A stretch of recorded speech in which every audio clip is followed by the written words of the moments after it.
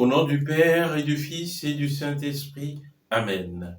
Tout donner, donner tout pour te suivre, découvrir tout au fond de nos cœurs, des raisons d'espérer et de vivre, découvrir avec toi le bonheur. Évangile de Jésus-Christ selon saint Matthieu. En ce temps-là, voici que quelqu'un s'approcha de Jésus et lui dit, Maître, que dois-je faire de bon pour avoir la vie éternelle? Jésus lui dit, pourquoi m'interroges-tu sur ce qui est bon?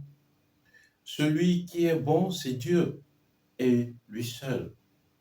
Si tu veux entrer dans la vie, observe les commandements. Il lui dit, lesquels? Jésus reprit, tu ne commettras pas de meurtre, tu ne commettras pas d'adultère, tu ne commettras pas de vol, tu ne porteras pas de faux témoignages, honore ton père et ta mère, tu aimeras ton prochain comme toi-même. Le jeune homme lui dit, tout cela, je l'ai observé, que me manque-t-il encore? Jésus lui répondit, si tu veux être parfait, va, vends ce que tu possèdes, donne-le aux pauvres, et tu auras un trésor dans les cieux. Puis, viens, suis-moi.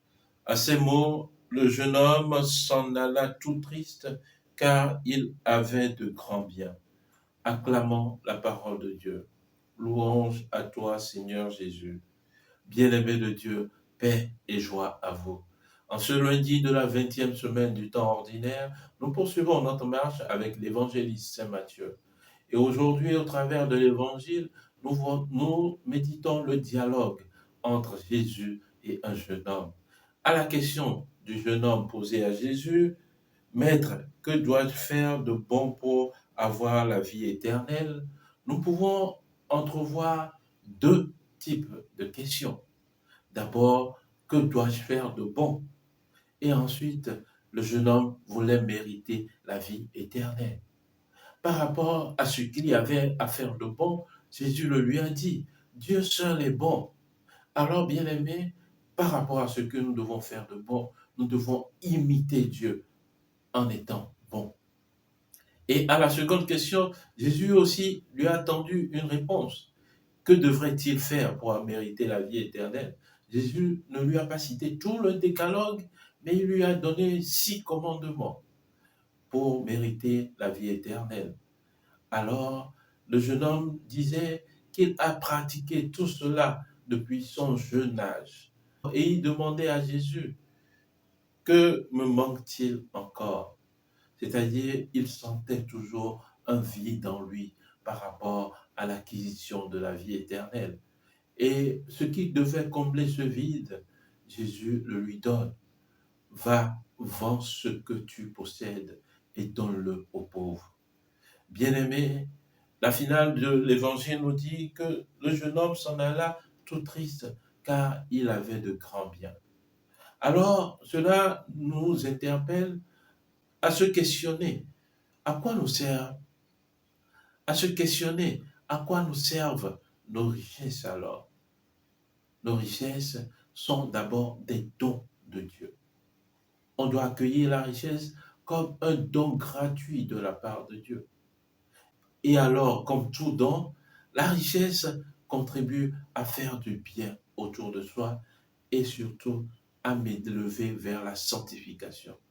Sans cela, je ne pourrais pas comprendre véritablement ce à quoi est destinée ma richesse. Ma richesse n'est pas pour moi.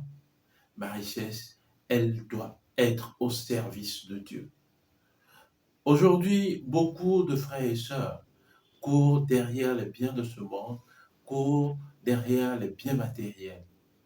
Mais est-ce qu'il faut s'attacher aux biens matériels ou s'attacher d'abord à Dieu? C'est Dieu qui nous bénit. En parlant, il me vient ce chant ivoirien. C'est Dieu qui nous bénit. Voilà, c'est Dieu qui nous bénit. Sans lui, nous ne pouvons rien. Sans lui, nous ne serons rien. Bien-aimés, que la méditation de cet évangile nous donne à comprendre la vie véritable en vue de la perfection.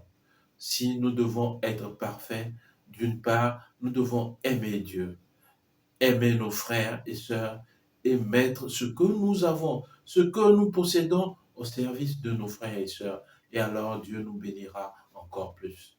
Que Dieu Tout-Puissant nous bénisse et qu'il nous garde dans son amour tout au long de cette nouvelle semaine de prière et de travail, lui qui est Père et Fils et Esprit Saint. Amen. Bonne journée de prière et de travail et que la bonté de Dieu demeure avec vous. Amen.